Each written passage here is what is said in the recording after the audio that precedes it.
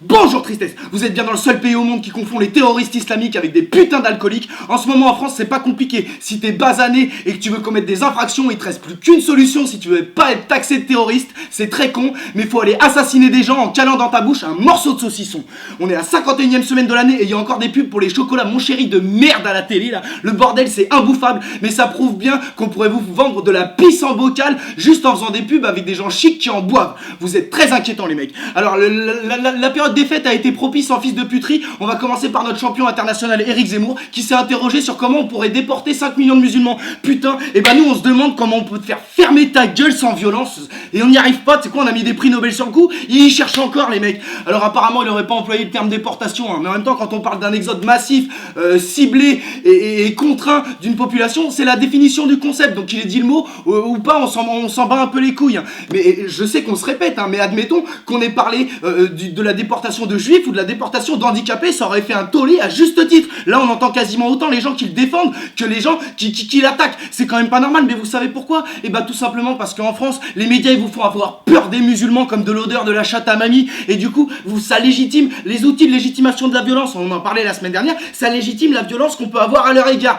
Et bah faites très attention à ça les copains, hein. Alors Éric Zemmour, le temps que nos prix Nobel ils trouvent la solution, là en ce moment c'est la période des fêtes, alors hésite vraiment pas à choisir une guirlande de la couleur qui te plaît, tu la mets en écharpe, tu l'attaches en haut du sapin et t'appelles un copain pour faire un nœud de cravate. Il y aura des volontaires mon copain. Alors également cette semaine, donc avec le djihadisme en France en ce moment, c'est la psychose la plus complète. Ah les médias, arrêtez de nous faire des modes pour les barjots, arrêtez de nous créer des modes pour les barjots où vous étonnez pas s'il y en a de plus en plus. Alors la nouvelle mode qui crée en ce moment, c'est les gens qui foncent dans la foule. Alors il y a eu un mec qui a foncé dans la foule comme ça en criant à la Wakbar, les gens ils ont dit terroriste, c'est un terroriste, c'est un terroriste à Dijon. Et là il y a quelqu'un qui a dit ouais mais bon, il a quand même fait 157 séjours en HP le mec, hein. Donc je sais pas, bon ils ont dit admettons c'est un fou.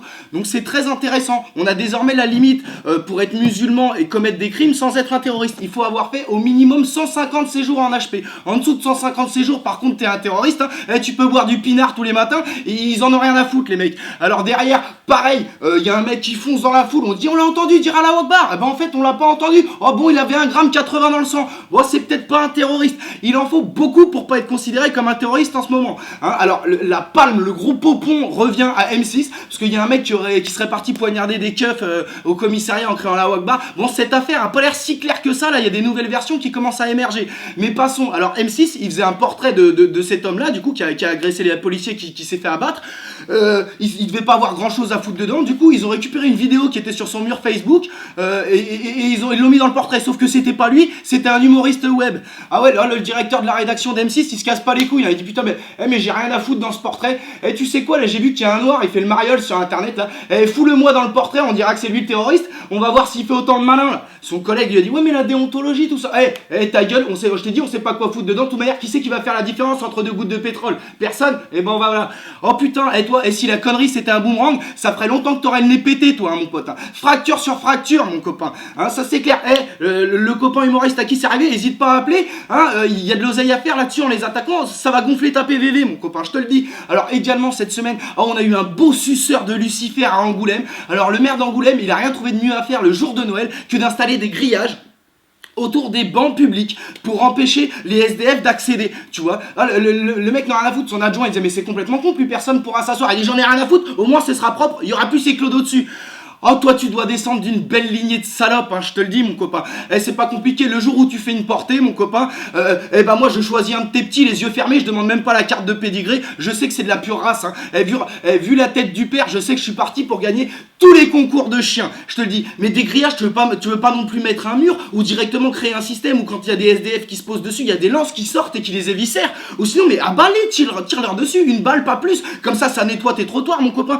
Qu'est-ce que tu veux que je te dise, hein, putain. Et en tout cas, à un moment donné, tu devrais faire gaffe à ce que tu fais parce que tu vas finir par foutre les nerfs à des gens. Un de ces quatre, tu vas croiser un mec qui va avoir enfilé ses crampons vissés, il va t'envoyer un front kick au visage, ta gueule, ça va devenir une passoire. On verra tes idées de merde qui coulent, mon copain.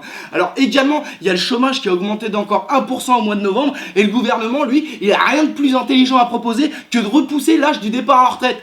Alors si tu veux, en fait, on travaille pas, du coup il veut qu'on le fasse plus longtemps, le mec. Oh putain, c'est des génies au gouvernement. Mais François Hollande, on a foutu du LSD sur ta tétine quand t'étais petit, on te berçait à coups de chassé dans la boîte crânienne, explique-moi, bordel de merde. Alors François Hollande, le mec, quand il passait des tests de QI quand il était petit, il essayait de faire rentrer des carrés dans des triangles. La psy, elle pétait les plombs, elle lui balançait des claques dans la gueule comme en disant applique-toi, j'ai pas le droit de te mettre 0 à toi.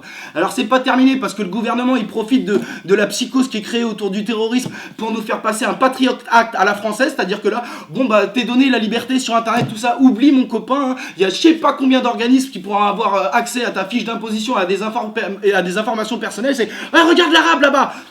Tiens ta liberté mon copain, ça c'est dans ton cul.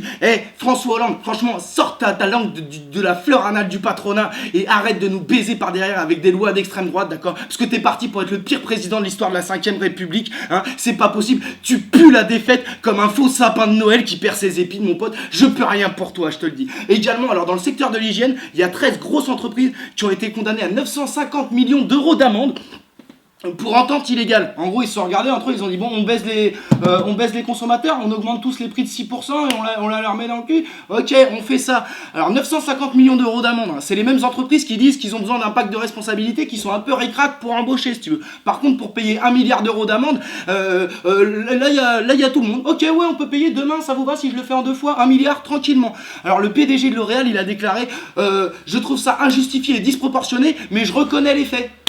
Ben si tu reconnais les faits, ferme ta gueule, non, parce que tu vas bouffer une balayette laser, on va te monter en l'air comme un hamster qui décide de faire de la rousse ou cocaïne, mon copain. D'accord? Alors détends-toi. Enfin, il y a Nabila, cette triste Nabila, j'avais dit dans un précédent épisode qu'on verrait si le fait d'être riche et belle, ça annihilait le fait d'être arabe pour la justice. Et ben semble-t-il oui, parce que le juge a accédé à sa demande de liberté provisoire, d'accord?